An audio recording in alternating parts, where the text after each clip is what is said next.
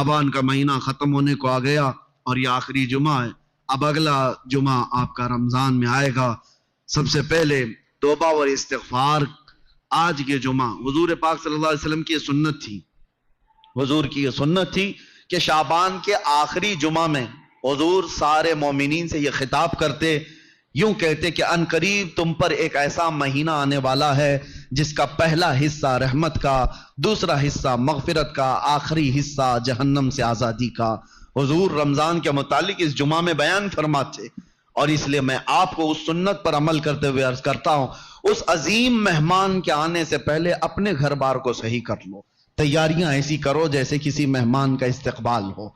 रमजान की तैयारियों में घरों की सफाई सिर्फ कचरे से नहीं, गलाजतों से, गुनाहों से, अय्याशियों से, आवारगियों से, इन तमाम से बच्चों को टाइम टेबल बना दो कि बेटा रमजानुल मुबारक है, तुम्हारी ये गेम खेलने का वक्त नहीं है, तुम्हारी ये टीवी पर बैठने का वक्त नहीं है, ये सीरियल और फिल्मों का वक्त नहीं है, ये सब चीजें बंद करो। बच्चों से कहो कि अल्लाह का महीना आ रहा है, इसलिए कि मेरे आका ने फरमाया कयामत के दिन जिसके खिलाफ रमजान खड़ा हो गया उसे जहन्नम में जाने से कोई बचा नहीं सकेगा। याद रखो आप, जिसके खिलाफ रमजान और कुरान खड़े हो गए, हुजूर फरमाते हैं उसको दोज़ख में जाने से कोई बचा भी नहीं पाएगा। और जिसकी शफाअत के लिए खड़े हो गए तो फिर वो जन्नत में जाकर रहेगा।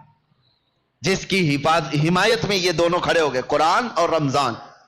इसीलिए कुरान और रमजान, रमजान कैसे खिलाफ खड़ा होगा? अल्लाह की बारगाह में मुकद्दमा करेगा कि मौला मैं इसके घर गया था, इसने मेरी बड़ी बेहुरमती की है। मैं इसके घर गया था तेरा मेहमान बनकर, इसने मेरी बहुत तौहीन की है।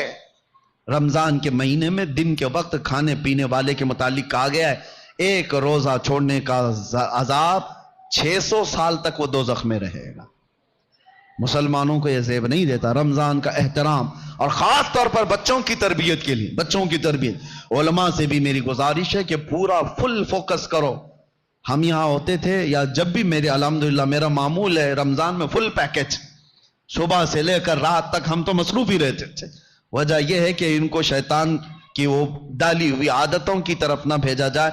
एक महीना तो है जो अल्लाह ताला ने शैतान से आजाद करके दिया, उसमें अगर दिल को पाक नहीं किया तो फिर कब पाक करेगा? बच्चों को खास तौर पर एक चीज की तरफ ले आओ, इनके ये मोबाइल की दुनिया। बहुत सारे माँ बाप, कल मैं आपको देख रहा हूं, माँ बाप हमसे कह रहे हैं कि हमारी बात से अब बच्चे मानते नहीं, डर लग रहा है इनको बोलेंगे तो उलट पलट कर देंगे, मार पीट करने लग जाएंगे। आज ये नौबत आ गई माँ बाप की कि तुम बच्चों को रोक नहीं सकते, इनके हाथ से मोबाइल नहीं ले सकते।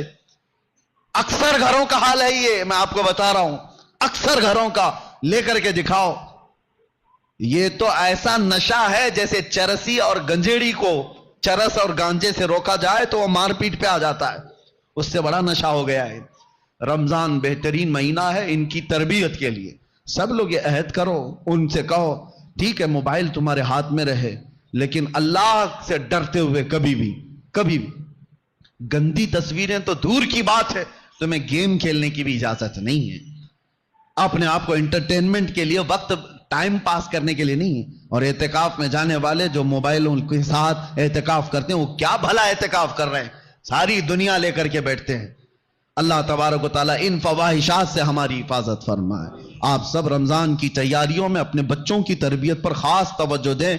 हमें डर लगता है कि कल को ये बच्चों के साथ जो होने वाला है, जो वक्त आने वाला है, बहुत डर लगता है। इसलिए मैं बार बार ताकीद कर रहा हूं कि अल्लाह उनके ईमान की हिफाजत अता करे, उन बच्चों का ईमान सलामत रहे, वरना दुनिया इनके ईमान की डाकू है। अल्लाह ताला हम सब के भी ईमान